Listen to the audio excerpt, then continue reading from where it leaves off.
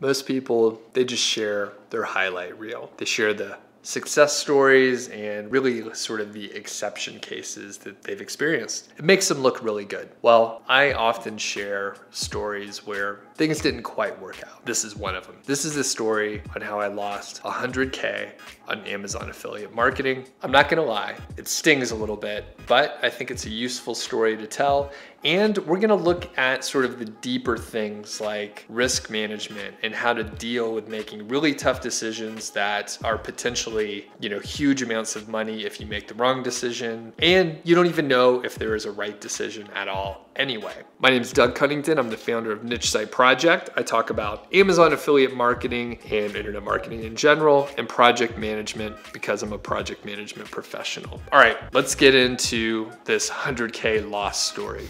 This is the story of Project Awaya. If you are familiar with the story, you kind of know the high points, and I'll kind of mention what was going on. But basically, a business partner and I were working on a niche site, an Amazon affiliate site. We were planning on selling it. And the whole project was around taking certain backlinks, gray hat backlinks that Google doesn't like. These are private blog network or PBN links, and replacing them with links that Google does like. These are white hat guest post links. So that was sort of the plan. We were gonna replace these bad links with good links and then sell the site. The site, it was quite profitable. It was making about $10,000 a month, and we actually got it up to about $32,000 a month, over $32,000 a month for 1 month. I guess we did it for 1 month in December of 2016. Whole other story in another video. So I'll place a link to that below. Here's what happened with the project. Everything was going fine. I started working with Rob in like September of 2016 or so, and I developed a plan that we were working through. Of course, Rob and I developed it together, but with my project management background, I spent, most of the effort on the plan and then implementing a lot of it. The main effort was around, getting backlinks, getting new backlinks, and that was my specialty, and that's why I was working on the site in the first place. So everything was fine, and then March of 2017 rolled around. If you had an Amazon affiliate site in 2017, around that time, you know that Amazon changed the commission structure in the Amazon Associate Program. So previously, there was a component that allowed you to make more commissions based on the volume of products you sold. That was now removed, and the basis for the commission was now what category the product was sold from. So it was a major change, and in general, if you were already established as an affiliate, it made your revenue go down. And if you didn't start yet, it didn't matter, right? It was sort of transparent. It's still a fantastic program. The Amazon Associate Program is probably, in my opinion, the best one out there. It's generally the only one that I work within. And in this case, our effective percentage that we were paid out went from 8.5% to about 5.5% or so.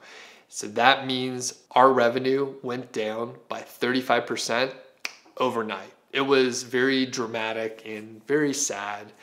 And essentially, this impacted us by about $115,000. That's a conservative estimate, but about $115,000. And let me explain how I got to that figure. The site stopped making as much money. As I said, it went down by about 35%, which was dramatic. We sold the site for $235,000. So if you do the math and figure it up, if we didn't have that 35% drop, we could have sold the site for about $350,000. So that's $115,000 difference, which is very sad, especially to say it out loud. Now, here's the deal. Like, Rob and I were working on the project for months, and all of a sudden the rules of the game changed. So this was, at first, risk mitigation. We were trying to make sure we were doing the right things as we were working on the project. But at some point, this risk, a potential thing that could happen, became an issue. And this is all about issue mitigation and making tough decisions when you don't have all the information available. And in this case, the rules of the game changed. The value of our site changed overnight. It is part of the risk of having an affiliate business, right? You don't control the affiliate portion. The company can go out of business. That probably won't happen with Amazon, but if you're working with a smaller affiliate, maybe a small individual company, the company can go out of business. The company could be sold, for example, and if that happens, the new owner maybe doesn't want to have an affiliate program. Maybe they want to bring it all in-house and get rid of all their affiliates. So things could change. You just don't control that portion of the business. And that was the case for Rob and I. So we talked about it. We don't have a board or anything that we had to discuss it with. We just talked to each other about it. And Rob and I are friends. We've known each other for years. So we individually brainstormed the options that we had. We narrowed it down to two main options. So the first option was to try to recover the earnings through getting more traffic and expanding the site. Option two was to sell the site as it was, just move forward with our original plan and take the hit in the revenue. So there were pros and cons for each one. And some of the pros for recovering the income, well, of course, the pro would be we could sell it for more. And the cons were we don't know how long it takes. We don't know if it's feasible. We didn't know if we were interested, just from a interest perspective of like what we wanted to work on and what would help us grow as businessmen and stuff like that. And then of course, selling the site as is, we take the hit on the money. That's the major con. But on the pro side, we accomplished what we wanted to. We finished the project and we moved forward with what we believed was the best option. That was to sell the site and just not make as much money. So for us, the selling the site for $235 versus $350, it wasn't that big of a deal. I mean, we wanted to sell the site for over 6 figures, which we were going to do. Now, the other thing to keep in mind is we worked on the site for several months. So when you work on a project for a while, it's very interesting at first, it's novel. And as you work on it, it becomes less interesting and boring. And depending on what it is, you may just want to move on. For Rob and I, we wanted to move on. We weren't particularly interested in, hammering the site and trying to get the revenue to, move up in, a few months. And then the other part is we just had other interests. So we just didn't care. So we were ready to sell the site. Okay, so now I want to sort of back up and give you some information on risk mitigation and dealing with issues. And in this case, it's just a niche site, right?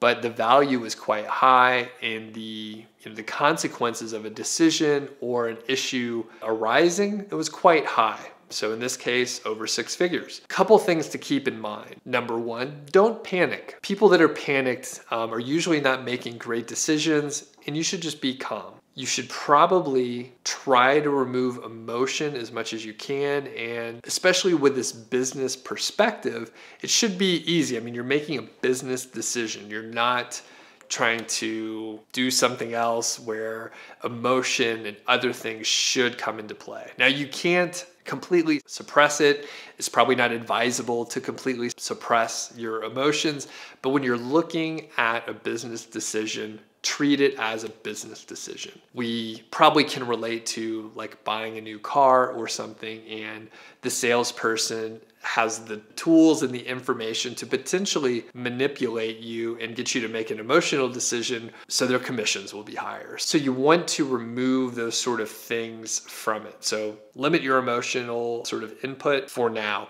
A very sort of systematic way to look at it is to list out and brainstorm your options.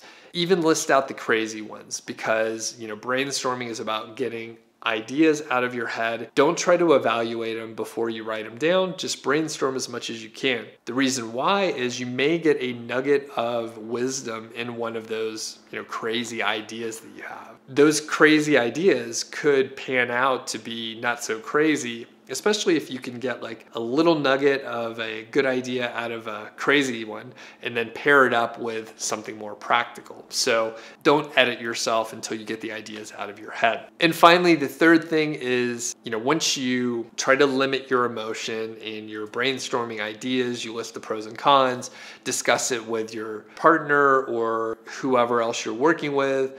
Maybe you could bring it to a mastermind group to get their input. That's a good idea as well. And once you've done those first 2 steps, which should take some time, sleep on it first, make sure you have some time separation. But then if you're still totally confused and you're not sure what decision to make, you can go with your gut. I mean, there's probably a reason a specific option feels better than another one. So maybe there is some emotion, but I hope there's some, logic, some of the brainstorming things that are contributing to that gut feeling.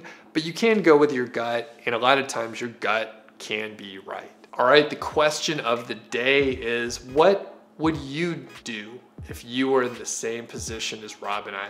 Would you have kept pushing the site and kept the site until it was making more money, or would you just sell it like us or something else? Let me know in the comments below. Really interested to hear what other people would do if you were faced with the same sort of issue and, devastating 6-figure loss. Thanks. I'm Doug Cunnington from Niche Site Project. Take a look at some of the other videos, and if you like what you see, please consider subscribing. Thanks.